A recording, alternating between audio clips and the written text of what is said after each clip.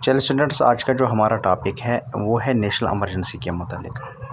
National emergency के मुतालिक आपको जानना पड़ेगा कि नेशनल इमरजेंसी का एक एक चीज़ आपको पढ़ना पड़ेगा। प्रेसिडेंट जो होता है उसके पास अथॉरिटी होती है कि वो इमरजेंसी डिक्लेयर कर सकता है। कुछ प्रिंसिपल्स होते हैं, कुछ उसूल्स होते हैं जिनकी बिना पे वो इमरजेंसी को लागू कर सकता है। लागू करने के कुछ नतीजे होते हैं। National emergency is declared by the president. मैंने पहले कहा प्रेसिडेंट जो होता है, प्रेसिडेंट ऑफ इंडिया।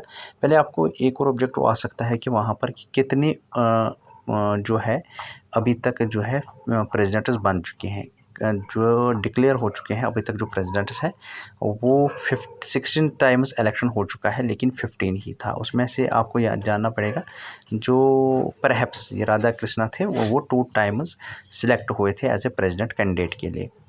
लेकिन ये जो है प्रेसिडेंट ऑफ इंडिया, ये नेशनल इमरजेंसी किन कारणों की वजह से डिक्लेयर करता है, क्या बनते हैं, उसके कारण क्या होते हैं, उसके प्रिंसिपल्स क्या होते हैं, इसको क्रिटिक भी किया जाता है नेशनल इमरजेंसी को लगाने के लिए। कोई आम बात नहीं होती कि जब चाहे हम इमरजेंसी लगा सकते हैं और जब चाहे कि यहाँ पर कोई भी प्राइम मिनिस्टर जो है वो डिक्लेयर करे कि हम इमरजेंसी लागू कर सकते हैं। President can declare in national emergency in India under article 352। क्या बताता है अंडर आर्टिकल 352 कि when security of India or part of it is threatened by, यानी कि वार उस पर थोपा गया हो या वार की सूरत में हो या एक्सटर्नल एग्रेशन हो, जब सॉवरेनिटी को खतरा हो या आर्मड रेबेलियन हो, किसी भी कारण से लगे कंट्री को कि कुछ नुकसान पहुंचने वाला है और जिसकी वजह से प्रेसिडेंट को मजबूरन यहाँ पर आर्टिकल 350 को लागू करना पड़ता है और उस वजह से इमरजेंसी की सूरत आ जाती है पूरी कंट्री में। और 44th कॉन्स्टिट्यूशनल अमेंडमेंट अगर हम देखें, एक्ट ऑफ 1972 जो है, the president can proclaim a national emergency only after receiving a written recommendation from the cabinet. ये नहीं है कि उसको ऐसे ही मिलेगा कि रिटर्न आप लगा लीजिए कि जो कैबिनेट है पूरे तरीके से, जब तक कि न कि ये advice of the prime minister हो कि advice of the prime minister जो advice of the prime minister दे और प्रेसिडेंट को कहे कि आप डिक्लेयर इमरजेंसी कीजिए, ना ऐसी बात नहीं है, बल्कि कैबिनेट का पूरा अप्रूवल होना चाहिए।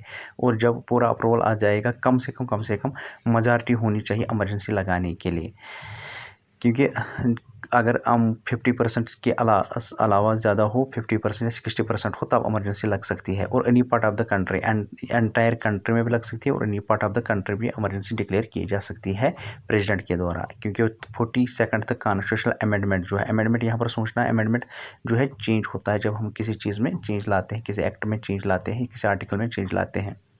42nd कॉन्स्टिट्यूशनल अमेंडमेंट जो है, act of 1972 enabled the president to limit the operation of national emergency to specified, यानी कि यहाँ पर समझना to specified part of India, यहाँ पर क्लियरली है क्योंकि 1976 इसलिए किया गया 42nd कॉन्स्टिट्यूशनल अमेंडमेंट, क्योंकि 1975 में कुछ कारण की वजह से बहुत ज़्यादा क्रिटिक बाद में फेस करना पड़ा उस प्रेसिडेंट को, और उस वजह से बहुत ज़्यादा यहाँ पर इस वजह से चेंजेस भी आ गई 42nd अमेंडमेंट के बाद। क्योंकि नेशनल इमरजेंसी जो है मस्ट बी अप्रूव्ड, यहाँ पर फिर से कहा जाता है मस्ट बी, ये मे भी नहीं है, must be approved by both house of parliament, यानी कि लोअर हाउस और Lok Sabha as well as Rajya Sabha जो है वो बिल्कुल डेट ऑफ इट इशू जो है कम से कम जो है वो अलाउ करनी चाहिए इस अप्रूवल को कि हमें नेशनल इमरजेंसी डिक्लेयर करनी पड़ेगी इस पार्ट में या एंटायर कंट्री में। कि पार्लियामेंट जो है यहाँ पर बाइख्तियार बनाया गया है, और जो 2 हाउसेज है और इसका जो है by the parliament was 2 months, it was reduced to 1 month by 42nd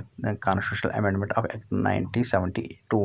पहले इसको 2 months में ये करना पड़ता था, पास करना पड़ता था, लेकिन अब ये 1 month में इसको पास करना पड़ेगा। ठीक है, तो ये जो है 42nd कॉन्स्टिट्यूशनल अमेंडमेंट है। एवरी रेजोल्यूशन अप्रूविंग जो है प्रोक्लेमेशन ऑफ नेशनल इमरजेंसी और it is continuation must be passed by either house of parliament by special majority. 50% of the total membership of the house होना चाहिए, present होना चाहिए, not less than 2/3 of the members of the house जो है 2/3 से कम बिल्कुल नहीं होना चाहिए। ठीक है, यहाँ पर 50% से कम नहीं होना चाहिए कि वो रेजोल्यूशन चाहे और पास करना चाहे, लेकिन जब इमरजेंसी किसी जगह लग जाती है और बाद में उसको हटाना पड़े तो एक सिंपल मेजॉरिटी भी हाउस ऑफ पार्लियामेंट में जमा होकर इस चीज़ को हटा सकती है।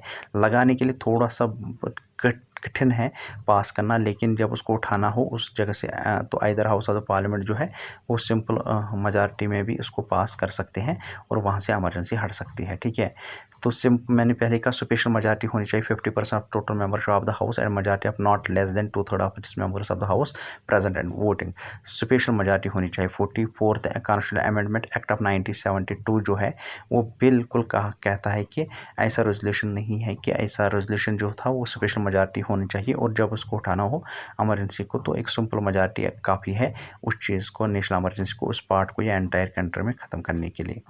During a national emergency in India some of the fundamental rights जो है वो बिल्कुल सस्पेंड हो जाते हैं, get suspended. There are 2 constitutional provisions. ठीक है, देयर आर 2 कॉन्स्टिट्यूशनल प्रोविजंस, एक है आर्टिकल 358 एंड एक है आर्टिकल 359 रिगार्डिंग द सेम। ठीक है, एक एक चीज़ को मैं यहाँ पर पॉइंट वाइज आपको क्लियर करना चाहूँगा ताकि आपको भी प्रेसिडेंट का कंसेप्ट जो है कब इमरजेंसी लगती है और किस वजह से लगती है। फिर से मैंने कहा कुछ फंडामेंटल राइट्स जो है उनको सस्पेंड करना पड़ता है जैसे इमरजेंसी लगती है किसी भी पार्ट में या एंटायर कंट्री में, वो फंडामेंटल राइट्स जो है वो सस्पेंड किए जाते हैं। As per article 358 when a proclamation of national emergency is made 6 fundamental rights जो है अंडर आर्टिकल 19 जो है, याद रखना अंडर आर्टिकल 19 बार बार ऑब्जेक्टिव पूछा जाता है एग्जाम में, right to freedom are automatically suspend, ये ऑटोमेटिकली सस्पेंड हो जाते हैं।